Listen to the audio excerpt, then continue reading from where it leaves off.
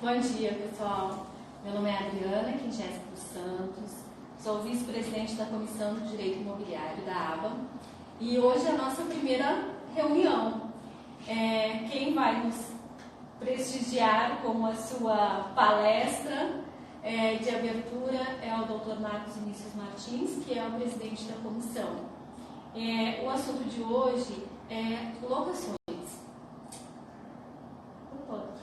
Obrigado, Adriana. Bom, a gente divulgou o assunto. Vamos aproveitar para fazer um pequeno merchandising, né? A gente está com um curso completo de locações, sendo começado agora em março. É um curso presencial aqui no prédio da ABA. A gente está divulgando já e a gente convida para as inscrições e participações. Aqui hoje a gente vai falar um pedaço desse assunto, a gente vai falar específica e exatamente sobre as locações Build to Suit. A gente tem uma expressão em inglês para designar um contrato que é uma composição de um contrato de locação, propriamente dito e puro, com algumas peculiaridades que geram diferenças de tratamento jurídico, que é aonde nós vamos pautar a nossa pequena e rápida apresentação de hoje.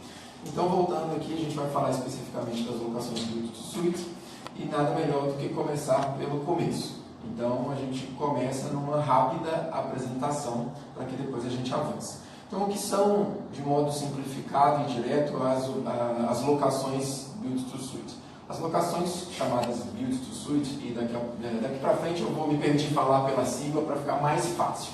A gente fala daqui para frente as locações BTS, para simplificar aqui a nossa conversa. Mas as locações Build to Suit, ou BTS, são contratos caracterizados por uma peculiaridade. E essa peculiaridade significa que o locador ele vai receber do inquilino a demanda de um prédio de acordo com as necessidades do inquilino.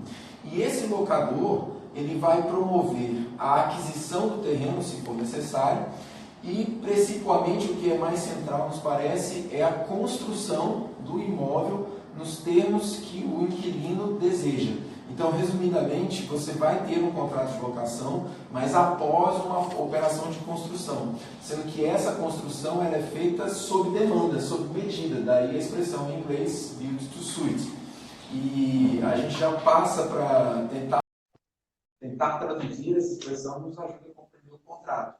Então, a gente, indo aos dicionários, a gente vê que a expressão Build to Suit, ela literalmente significa build, do verbo construir, então construído para servir. O suite vem com uma ideia de servir, mas servir no sentido de problemas técnicos aqui, voltando. Então a expressão build to suit, ela traduzida literalmente essa ideia da medida como uma roupa que cabe uma roupa feita sob medida. Então, feita para servir, feita sob medida. Essa seria uma ideia que explicaria bem aí seria um contrato de locação com a característica específica de que o inquilino determina como ele quer o imóvel, para suas necessidades específicas e peculiares. O locador ele empreende a construção, ou eventualmente uma reforma de grande porte, a legislação fala de reforma substancial, para que depois de pronto, então, o inquilino ocupe o imóvel tradicionalmente, como a gente vê nos contratos de locação comuns e simples. Expressões que nós temos para tentar traduzir aqui no português do Brasil, na língua portuguesa aqui no nosso dia a dia, é justamente a locação sob medida. Voltando à ideia da medida, fazendo uma analogia com a alfaiataria, igual uma roupa sob medida. Então, essa é a ideia. Outra expressão que a gente vê também é um contrato de construção ajustada. Mas é bom lembrar que a lei que trouxe o contrato Build to Suit para o ordenamento jurídico brasileiro, a Lei 12.744, ela se referiu à operação mas ela não denominou de modo específico o contrato. Então, na verdade, a gente não tem uma tradução incorporada na legislação e na nossa linguagem tem sido muito usada a expressão em inglês mesmo, e mesmo em decisões judiciais você vê em textos oficiais, né, judiciais, a expressão em inglês, seja por extenso, seja de forma abreviada, como a gente está falando aqui, a ideia da alocação BTS. Como a ideia proposta já sugere, então o locador vai construir um imóvel para o inquilino usar dele depois, conforme as necessidades demandadas pelo inquilino. Esse detalhe é a essência do contrato BTS, porque é o inquilino que diz para o locador como ele quer o imóvel. E daí o locador empreende a construção para depois o inquilino fazer uso. É intuitivo a gente perceber que nós temos aqui uma operação que naturalmente será de longo prazo. Então, você não tem o prazo como elemento do contrato, mas é natural que sejam prazos longos. E o mercado trabalha com pelo menos 10 anos e frequentemente mais que isso. Contratos de 20 anos não são raros, são frequentes. Justamente porque é necessário esse período de tempo para que o locador possa recuperar o investimento feito na construção do imóvel, na forma dos aluguéis que ele vai receber ao longo da vigência do contrato. Então, são operações que elas têm por finalidade, vamos dizer assim, do ponto de vista do inquilino que contrata uma operação como essa, a necessidade de estabelecer um ponto comercial por uma operação comercial por um longo período de tempo, numa determinada localidade. E a gente, no Brasil, a gente já tem essa prática, mesmo antes da legislação que trouxe isso para o nosso ordenamento, a gente já tinha esses contratos, agora eles estão sendo mais frequentes, mas nós temos os mais diversos ramos de negócio, hospitais, franquias que precisam de uma construção muito específica, grandes empresas que precisam de galpões, de armazenamento para facilitar a sua logística. Então, são agências bancárias. A gente tem visto algumas operações nesses setores das atividades comerciais. Do ponto de vista das vantagens de uma operação BTS em comparação com uma locação tradicional, o que a gente pode comentar? Do ponto de vista do inquilino, ele vai ter uma edificação sobre a sua exata necessidade, com a característica precisamente do jeito que a atividade dele demanda, sem que ele, inquilino, precise imobilizar o capital. Então, se você pensasse na alternativa básica e intuitiva, você teria o inquilino investindo dinheiro para comprar um terreno ou levantar uma construção de acordo com a sua necessidade exata, e isso ele estaria adquirindo um patrimônio imóvel, daí a expressão imobilizar o capital, e aquele capital, ele evidentemente imobilizado, embora pertença ao patrimônio da empresa, ele não pode ser usado para outras atividades, fins da atividade comercial. Então, é uma opção do cenário empresarial mundial a ideia de desimobilização, criando aqui um neologismo. Ou você tem um empresário que já tem um imóvel e ele faz uma operação de vender o imóvel e alugar ao comprador. Ele faz uma operação concomitante. Essa seria uma operação que a teoria vai chamar de novo no inglês, né? Sale, leasing, back. A ideia de você vender e alugar de volta. Né? Não é exatamente o BTS que nós estamos falando, o BTS é ao contrário, mas a gente está comentando essa operação como uma tendência de empresários, em geral, desimobilizarem capital ou evitar a imobilização. Então, aí entra o BTS. Em vez de nós fazermos a compra e construção, nós contratamos um empresário investidor, que será o nosso locador, que vai comprar para nós, vai construir como nós queremos e nós, então, seremos o inquilino daquele prédio que futuramente será construído. Então, do ponto de vista do inquilino, ele vai ter a vantagem de ter um imóvel dos termos que ele precisa, nos modos que ele precisa, sem precisar fazer uma grande alocação de recursos imobilizados de modo imediato.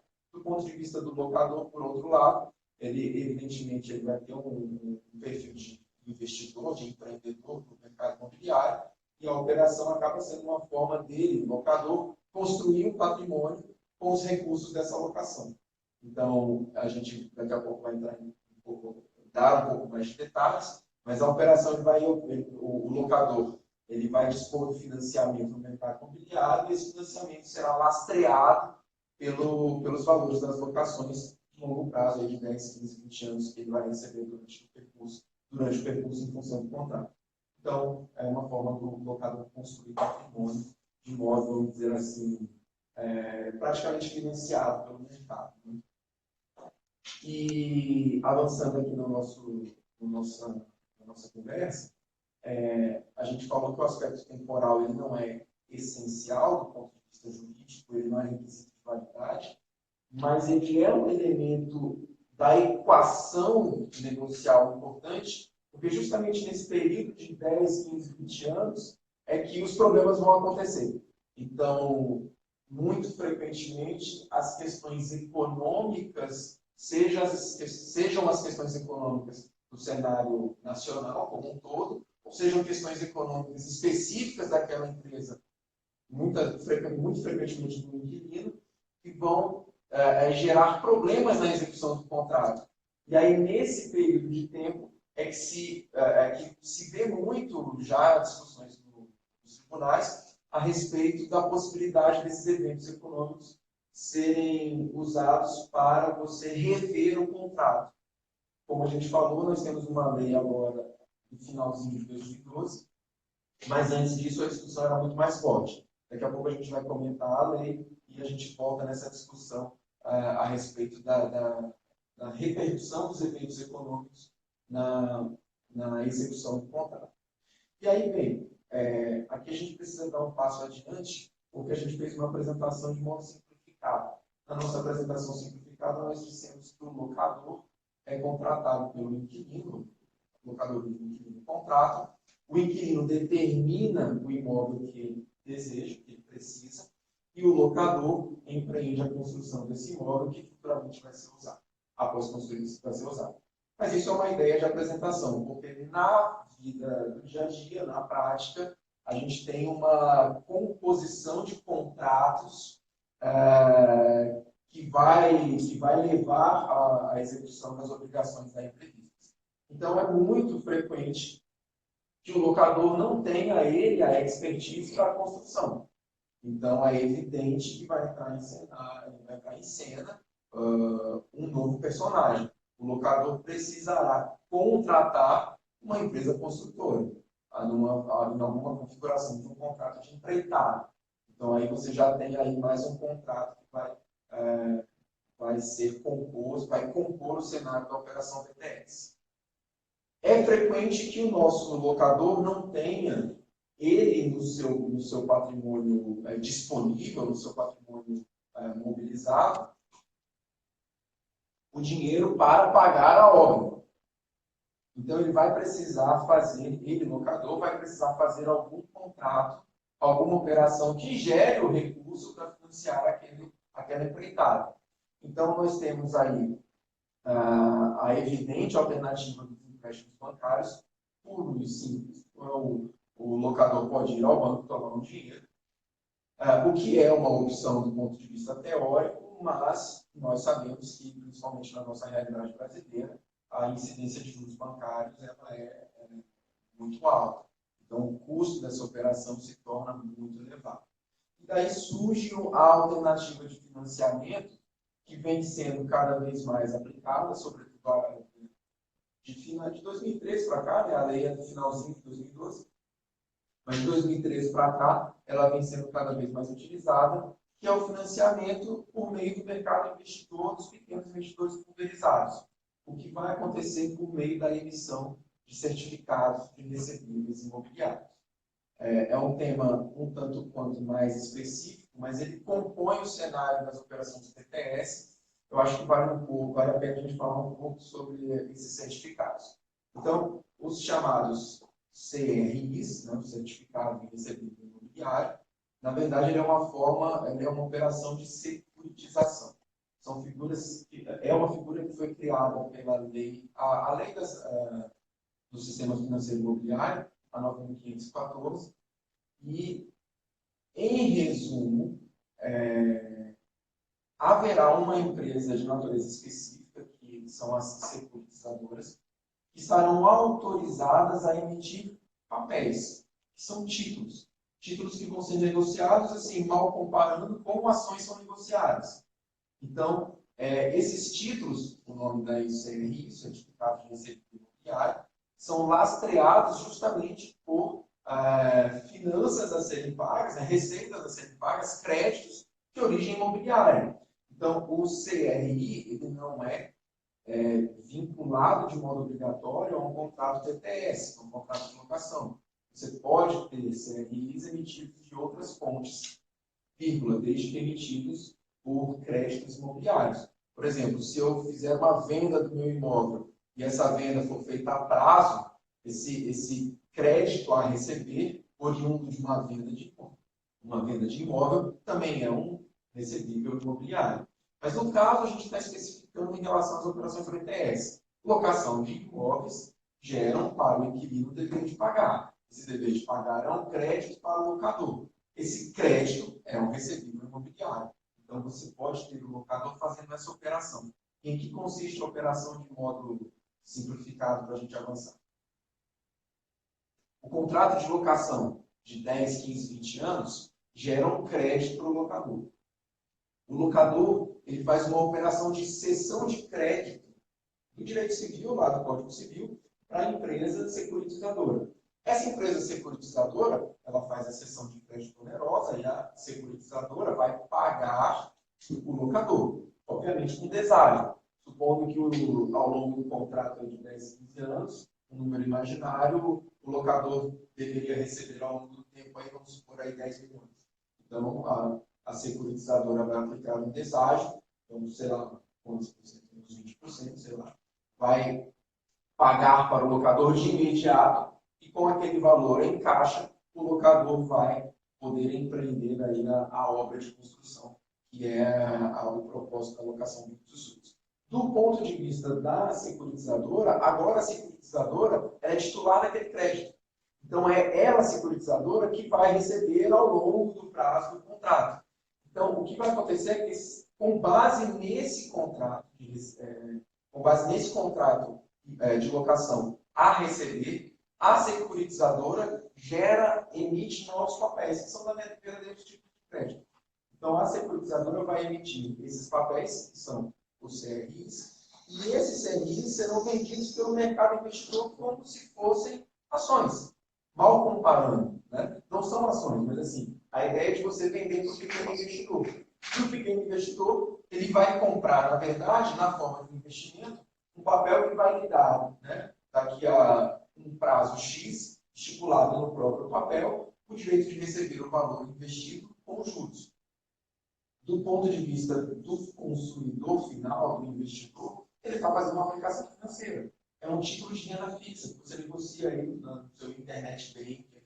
E do ponto de vista da securitizadora, ela está vendendo aquilo para milhões de consumidores finais e ela vai amealhar aquele recurso onde ela vai se capitalizar novamente para renovar o ciclo da operação. Então, é uma forma de financiamento da operação também, a juros muito mais baixos e atrativos do que o empréstimo bancário propriamente dito. Com a regulamentação do contrato BTS, as operações BTS elas adquiriram uma grande segurança jurídica. E com a previsão da Lei 9.514, essas operações acabaram sendo multiplicadas, né, alavancadas, até por conta dos incentivos fiscais, do ponto de vista do pequeno investidor. Quando ele faz um investimento comprando um tipo de CRI, ele tem aí no mercado isenções fiscais, então a renda gerada não vai ser tributada, por aí vai. Essa forma de investimento está sendo muito divulgada e utilizada com cada vez maior frequência e está sendo uma forma de financiamento das operações BTS. Então, esse é o cenário prático, onde você tem, na verdade, uma composição de contratos, uma composição de obrigações para realizar aquela operação que a gente chama de operação BTS. A locação propriamente dita, o contrato de empreitada, o financiamento, seja financiamento bancário, ou seja financiamento via securitizadora pela emissão de CRIs, mas é uma teia contratual que vai efetivar a execução da operação BTS. E aí, essa explicação ela é mais profunda, é assim que o BTS tem, os contratos BTS têm acontecido hoje na vida cotidiana, e a gente vai avançar para algumas questões jurídicas. Uma questão mais específica da alocação BTS, ela foi muito importante antes da Lei 12.744, justamente porque antes da positivação desse contrato na letra da lei, havia uma discussão se uma operação BTS era um contrato de locação propriamente dito, regido pela lei do inquilinato, ou se ele era um contrato atípico regido não pela lei do inquilinato, mas, sobretudo, pelo Código Civil. E essa discussão era importante porque daí derivava a possibilidade ou não de se aplicar para o inquilino da locação BTS os direitos previstos na lei do inquilinato. E aí a gente precisa lembrar que a lei do inquilinato é uma lei, modo geral, grosso modo, sem entrar em minúcias, mas grosso modo ela é pensada como uma lei protetiva. Ela é ainda um exemplo de uma figura que a gente chama aí de dirigismo contratual, aonde o Estado legislador ele verifica uma relação jurídica desigual, na mente do legislador, o locador tem uma posição mais fortalecida, o inquilino mais fraco, uma posição mais fraca, e por isso o inquilino na posição mais fraca precisa ser protegido.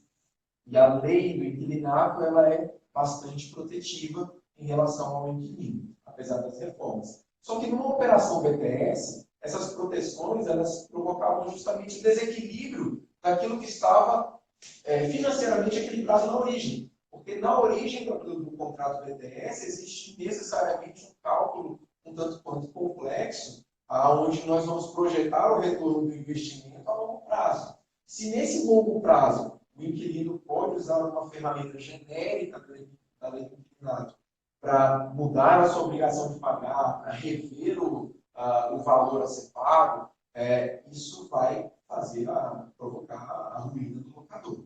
Então, essa discussão sobre a natureza jurídica do contrato BTS ser uma locação propriamente dita, uma locação típica, ou ser um contrato atípico, ela foi muito importante antes da edição da Lei 12.744, justamente porque se disputava qual era a legislação a ser aplicada, o Código Civil ou a Lei do Inquilinato. Já existia uma tendência para ver as locações BTS como uma locação, porém uma locação atípica. E isso foi trazido pela Lei 2.744.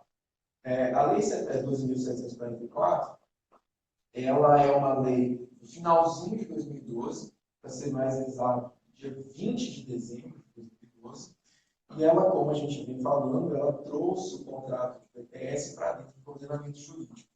E ela fez isso criando um novo artigo na Lei do Inquilinato. A Lei do Inquilinato, só não me engano, é a Lei 8.245, já lá de 91. E em 2012, essa nova lei, a 12.744, cria o artigo 54A, e ele muda, essa lei também muda a redação do artigo 4º.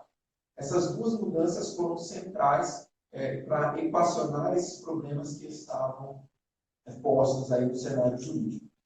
Basicamente, a mudança no artigo 4º, ela reflete a redação do artigo 54A. Então, para a gente conversar, a gente pode se concentrar no artigo 54A, que a gente vai ter todas as informações que a gente precisa.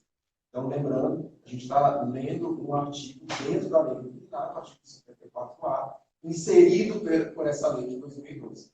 Então, o que o 54A fez foi dizer o seguinte: existem operações em locação locação urbana não residencial, aonde o locador ele vai previamente adquirir, construir ou fazer uma reforma substancial de um determinado imóvel nos termos desejados pelo inquilino, nos termos determinados pelo inquilino, para depois empreender a cessão do uso derivado do contrato de aluguel. Primeiro destaque que eu queria repetir, porque a gente já falou lá atrás, é que o legislador ele não usou a expressão nem build to suit, nem sob medida, ele não denominou esse contrato. O que foi uma opção de técnica legislativa nos parece adequada, porque essa operação ela está sendo discutida pela doutrina, pela jurisprudência, e a gente já tem a compreensão de que se trata de uma locação BTS, uma locação build to suit. Primeiro destaque, a gente já falou, as operações BTS elas foram previstas pelo artigo 54. Eu queria chamar a atenção, porque depois eu vou discutir um pedacinho sobre isso, mas houve uma previsão expressa de regras criadas ali no artigo 54, e parágrafo 1º e 2º, a respeito das operações para alocação urbana não residencial. É importante a gente lembrar que as locações urbanas ou não urbanas, para fins da lei do inquilinato, elas são definidas não pela localidade do imóvel, mas pela destinação que a ele é atribuída. Esse é o primeiro detalhe. Então, uma locação com destinação agropecuária seria uma locação de natureza rural, não importa onde o imóvel esteja.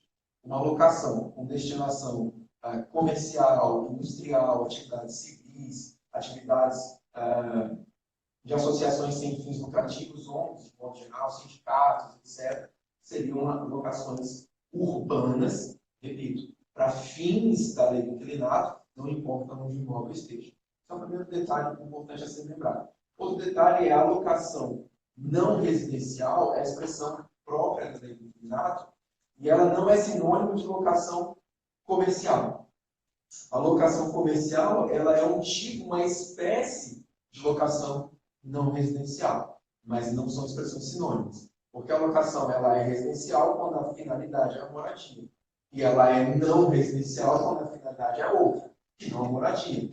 Mas a comercial, propriamente dita, ela envolve uma atividade empresarial lucrativa.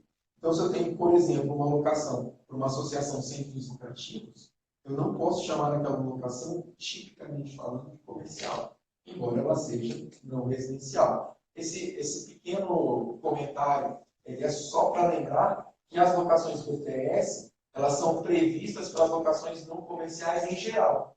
Então, hipoteticamente falando, uma ONG, uma associação sem fins lucrativos, um partido político, um sindicato, poderiam se valer dessa estrutura se fosse minimamente interessante para eles. No parágrafo 1º, o artigo 54A, parágrafo 1º, ele vai equacionar um outro problema importante para o mercado, que é o problema da possibilidade de você não ter a ação revisional sobre os contratos de locação, os contratos de locação BTS. Qual é a questão aí do artigo 54A, parágrafo 1º? Justamente pelo que nós viemos falando, o contrato de locação BTS ele tem um equilíbrio financeiro projetado ao longo do tempo. E o equilíbrio financeiro, é bom a gente lembrar, não envolve apenas a pura devolução do investimento que o locador fez para construir o imóvel. A operação é uma operação com fins lucrativos. Então, a gente tem aí a devolução do dinheiro, o hipotético rendimento, que a gente pode comparar, e o lucro da operação. Tudo isso é o equilíbrio financeiro previsto quando você faz a conta inicial. Se você aplicasse o direito das ações revisionais para o inquilino de uma BTS, lembrando que a ação revisional está prevista lá no artigo 19 da lei do inquilinato.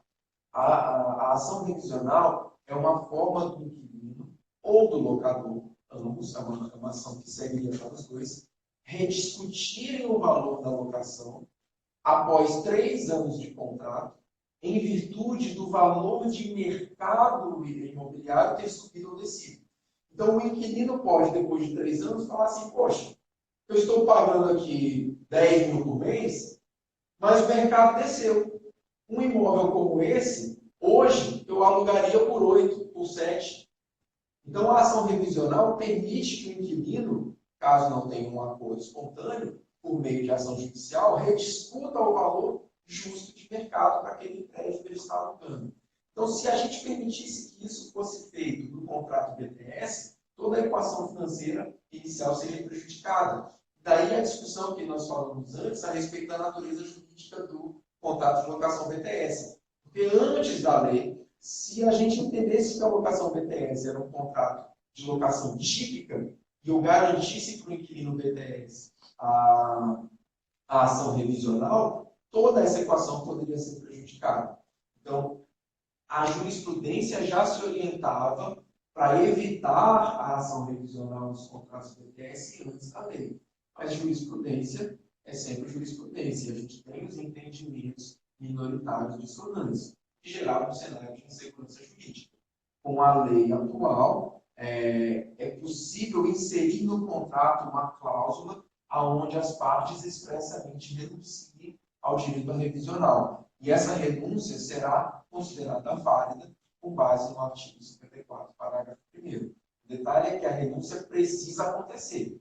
É necessário que uma cláusula esteja escrita dizendo que as partes renunciam expressamente ao direito à ação revisional. Então, nesse momento, essa cláusula ela é reconhecida como válida diretamente pela legislação, encerrando a discussão aí sobre posicionamentos minoritários que poderiam talvez invalidar essa cláusula com base no artigo 45 da Lei do Inquilinato, que prevê que seriam nulas as cláusulas que estipulassem renúncia a direitos previstos pela lei.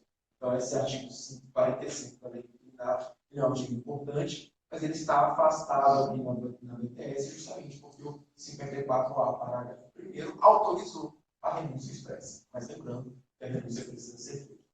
Um outro detalhe também, avançando aqui para o artigo 54A, agora parágrafo 2º, é a questão da multa por devolução antecipada. No mercado, aí, você vê as preocupações, a gente fala a denúncia pela rescisão, né?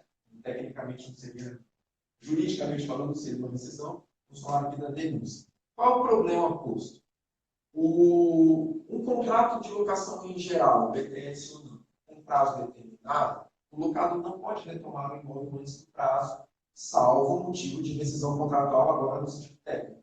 Então, se o inquilino deixar de pagar a mensalidade, o locador pode mover a ação de despejo, rescindir o contrato e retomar o imóvel pela falta de pagamento. Por exemplo, os cumprimentos contratuais em geral. Mas se o contrato está sendo cumprido, se não há falha na execução do contrato, o locador, dentro do prazo, não pode retomar o imóvel. Isso é o que está escrito no comecinho do parágrafo do artigo 4º da Lei do Inquilinato. Mas o inquilino pode devolver antes do prazo. E o que o parágrafo 4º fala ainda, né? Mas antes da Lei 2.744 dizia era que o inquilino pode devolver pagando a chamada multa proporcional. Essa palavra é a palavra-chave aqui. Porque a multa proporcional, como a palavra indica, ela vai ser calculada em proporção ao tempo do contrato que foi cumprido e, reflexamente, ao que falta cumprir. Então, existe até uma discussão que a gente não vai aprofundar agora, mas assim, a lei não diz qual é o máximo e o mínimo da multa. A jurisprudência liderada pelo STJ estabeleceu que a multa deve ser 3 locações, mas isso é uma construção da jurisprudência, não está escrito na lei. Mas o fato é que, definida a multa, o valor a ser pago não é aquele definido, mas sim aquele a partir de uma conta proporcional. Então, assim, se eu tenho uma multa total de R$3.000, uma locação residencial simples aqui, um aluguel de R$1.000, uma multa de R$3.000, 3 vezes a locação de 1.000. Vamos imaginar, para facilitar as nossas contas aqui, um contrato de 3 anos. Então, se eu assino um contrato e devolvo o imóvel, eu pago a multa cheia. Então, ninguém vai fazer isso. Se eu assino um contrato, passa um ano, eu já não vou mais pagar aqueles R$3.000. Vou pagar 2. E essa conta é feita proporcionalmente. Se isso fosse feito no BTS, isso ia arruinar o locador. Imagina o locador faz um investimento lá de 10 milhões, imaginando receber ao longo de 20 anos, sei lá, 15 milhões, vamos imaginar números grosseiros só para a gente imaginar, e de repente o inquilino pode devolver o imóvel e falar, não, eu já fiquei aqui metade do tempo, agora eu não quero mais e eu vou pagar a metade da multa prevista. Isso ia acabar com as finanças do locador. Então, veio a Lei 12.744, criou o 54A da Lei do Inquilinato, lá no parágrafo 2º estabelece o seguinte, que a multa será integral, limitada, porém, ao número de prestações locatícias que faltam a ser pagas. Então, na verdade, na prática, o que acontece é que, feito o contrato BTS, o inquilino ele está juridicamente obrigado a pagar todas as mensalidades previstas naquele contrato. Um contrato de 20 anos, ele pagou os 10 anos e quer sair. Sair ele até pode, só que ele vai ter que pagar os 10 anos que faltam. Essa é a ideia. E daí a modificação feita lá atrás no artigo 4º, justamente para dizer o seguinte, o inquilino normal continua pagando a multa do tipo proporcional. Ressalvada, essa foi a modificação feita, ressalvada a hipótese do inquilino BTS, lá no 54, parágrafo 2º, que a gente está comentando aqui agora. Então, essas foram as regras incorporadas pela Lei 2.744. A título de apresentação e curiosidade, eu acho que vale a pena lembrar que a Lei 2.744 criou o 54A, parágrafo 1º, e havia ainda um parágrafo 3º. Só que o parágrafo 3º acabou sendo vetado após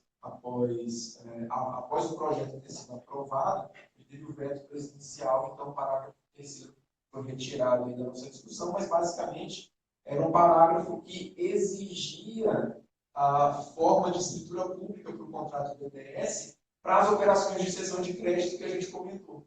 Então, a presidência, à época, exerceu o seu poder de veto, justificando, nos parece correto, que seria exigir que o contrato fosse feito na forma de escritura pública, seria um ônus desnecessário, porque o cenário jurídico já tinha as ferramentas para dar conta das cessões de crédito e as transmissões das obrigações em geral. Então, essa exigência foi retirada. Bem, algumas questões são postas a partir da regulação do build to suit pela Lei 2.714, criando o artigo 54 da Lei do Inquilinato. Algumas questões nós vamos levantar aqui. Como a gente falou, as locações BTS, elas tiveram, pelo legislador, a valorização do princípio da pacta sunt servanda, a valorização da autonomia da vontade. Então, lá no 54A, o legislador escreveu os contratos BTS, essa expressão que eu estou dizendo aqui, a lei não diz, mas estamos entendendo, nos contratos BTS, preponderará o que as partes ajustaram em seus contratos.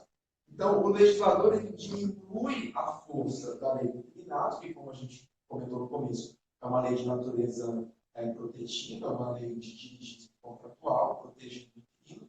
Então, no 54A da BTS, o legislador tira esse viés de proteção ao inquilino e ele coloca as partes em pé de igualdade. Operação BTS é uma operação para profissional, para a gente, para empresário, como assessoria jurídica, contábil, financeira, etc.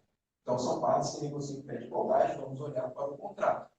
Mas, como nós estamos aqui no direito, conhecemos bastante bem, a autonomia da vontade ela não é absoluta, ela tem algumas restrições. E algumas questões que eu quero trazer para a gente discutir são justamente sobre os limites dessa autonomia da vontade, no sentido de permitir que o inquilino renuncie a direitos que a lei está prevendo. A gente acabou de falar de um exemplo. O inquilino pode renunciar ao direito à ação revisional, mas isso está expressamente previsto pelo 54A, parágrafo 1º. E outras questões? São essas outras questões que a gente quer rapidamente sinalizar, pelo menos sinalizar. Não resolvê-las, porque não seria possível, mas pelo menos sinalizar. Então, uma primeira questão que eu trouxe para a gente levantar é o famoso direito de preferência. Então, o inquilino de um contrato de locação modo geral, qualquer que seja ele tem, por lei, o direito de preferência na compra do imóvel, caso o locador deseje vender. A pergunta é, numa locação BTS, o inquilino continua sendo inquilino, a princípio ele continua tendo direito de preferência, mas a pergunta é, ele poderia renunciar ao direito de preferência por cláusula expressa contratual? A autonomia da vontade poderia levar a tanto? E a gente não tem resposta pronta, essas questões são todas, ainda estão em balão de ensaio, mas o que nós sugerimos é a atitude de reflexão. O contrato BTS, ele compõe uma teia contratual. Então, como a gente falou antes, o contrato BTS ele vai provocar um contrato de construção, ele vai provocar um contrato de financiamento bancário, ou agora, de modo mais costumeiro, a emissão dos CRIs, que são títulos vendidos para o mercado de pequeno investidor, né? A gente compra aí no home bank bancário. Agora, se o direito de preferência significa que o inquilino ele vai ali fazer ele a compra. Mas olha o problema que a gente pode levantar. Se o locador quer vender o imóvel para terceira pessoa, o inquilino continua pagando o aluguel e aquele pagamento continua lastreando o financiamento que foi feito junto ao mercado de investidores. Agora, se o próprio inquilino comprar o imóvel, o inquilino se torna credor dele mesmo, operando a figura da confusão, que vai extinguir a obrigação. E aí a preocupação é se a gente afeta o lastro que embasa a emissão do CRI no mercado de investidores.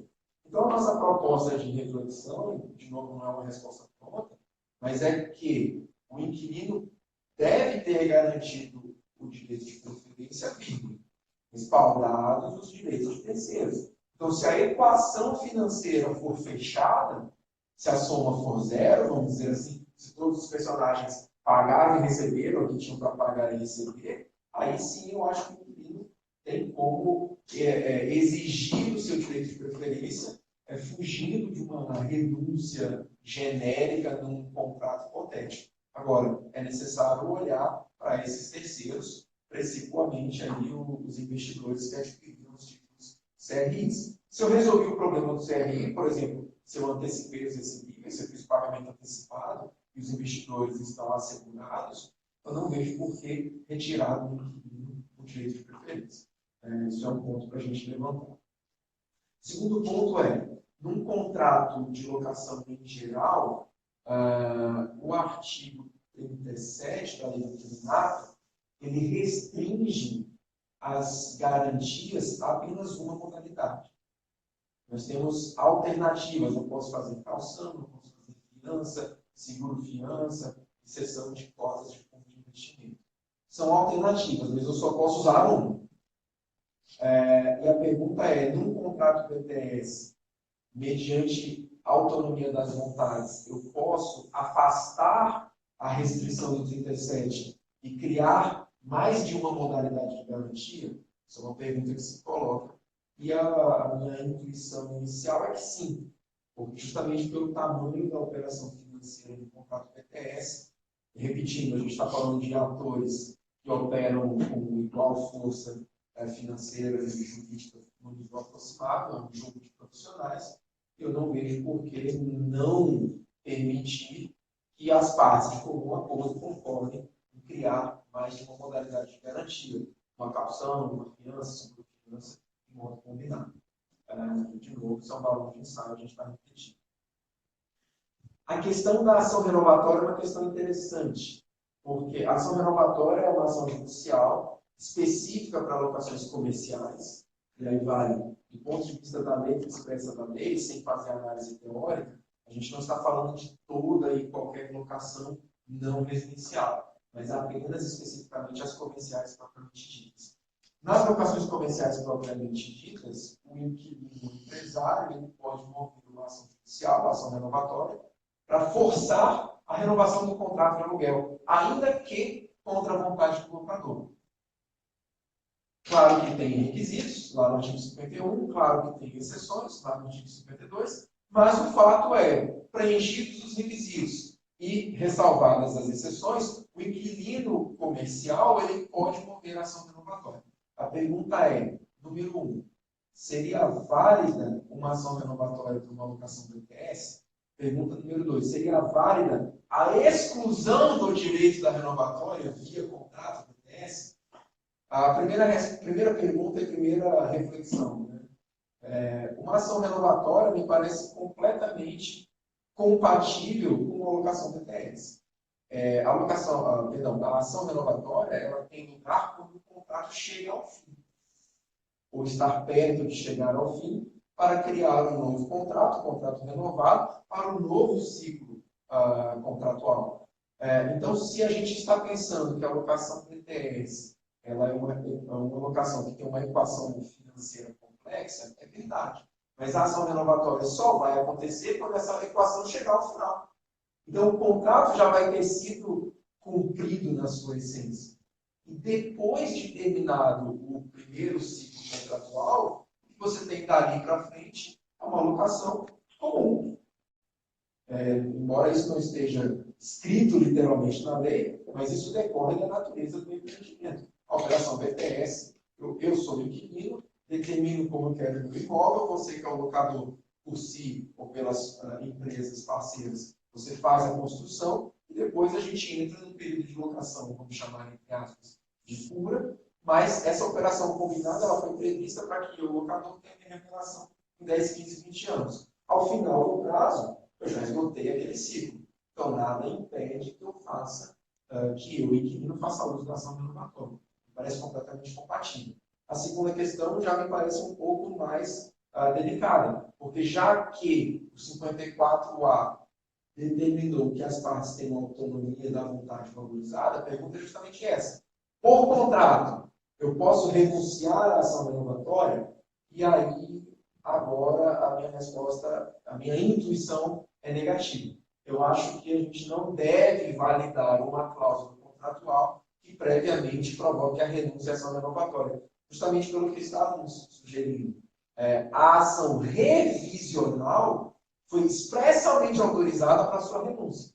E a ação revisional, ela tem lugar após 3 anos de contrato. Então, no contrato de 15, 20 anos, passados 3, é um tempo ínfimo do contrato. Mas a renovatória, ela só vai ter lugar ao término do contrato. Então, o contrato já cumpriu sua finalidade financeira. O locador já foi pago, já teve o seu investimento recuperado.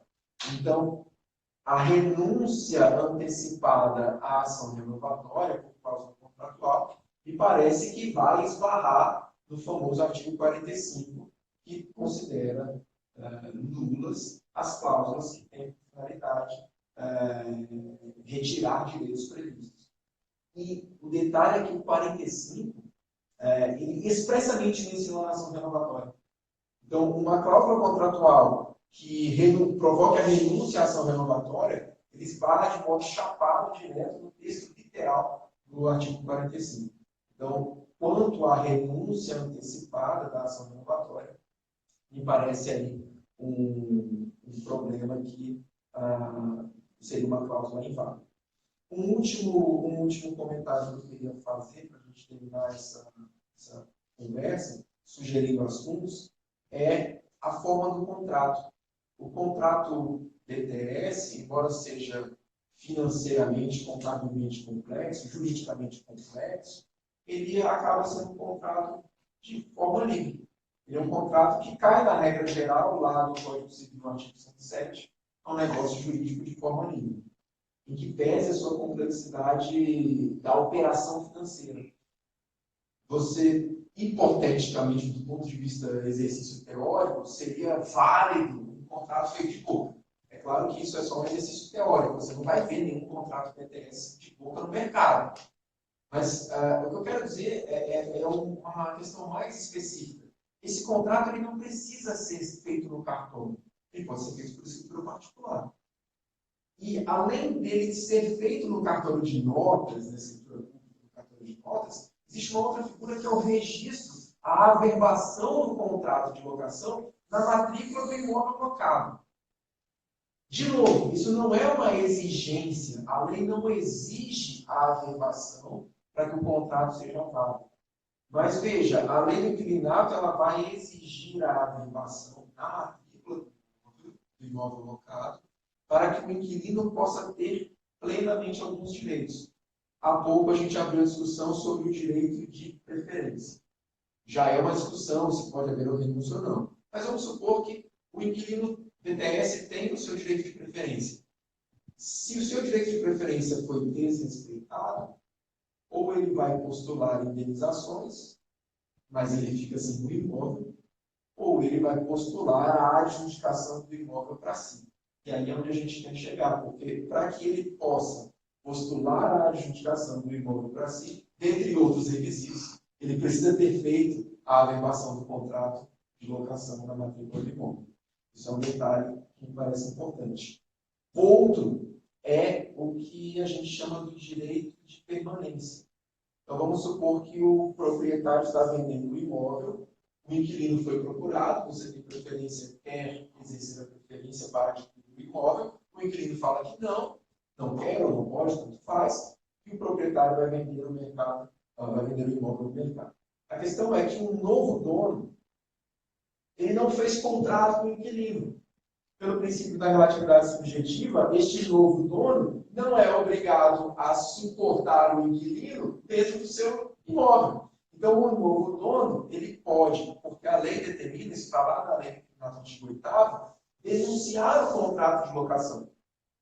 E aí o que acontece é, se o inquilino averbou o contrato na matrícula do imóvel, o inquilino passa a ter o chamado direito de permanência. Significa o seguinte: o contrato, o imóvel foi vendido.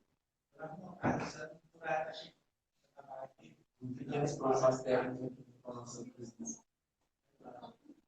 Encerrando aqui o nosso comentário. O inquilino ele pode exigir o cumprimento do contrato de locação face ao novo proprietário do imóvel. Mas, para isso, o contrato tem que ter sido averbado. Então, embora não seja um requisito da lei, de todo recomendável, sobretudo numa operação de grande complexidade, que o contrato de locação seja averbado na matrícula do imóvel. Bom, esses eram os tópicos que a gente trouxe para apresentar o contrato VTS, fazer algumas discussões, sinalizar as novas regras que foram trazidas para o artigo 54A e levantar algumas questões que estão sendo amadurecidas. O nosso Superior Tribunal de Justiça, o STJ, pelo menos eu não consegui localizar, eu acho que não, nós não temos acordos sobre a matéria, temos algumas decisões de natureza burocrática, sim, mas até onde eu mapeei, são decisões que não tratam do mérito da BTS.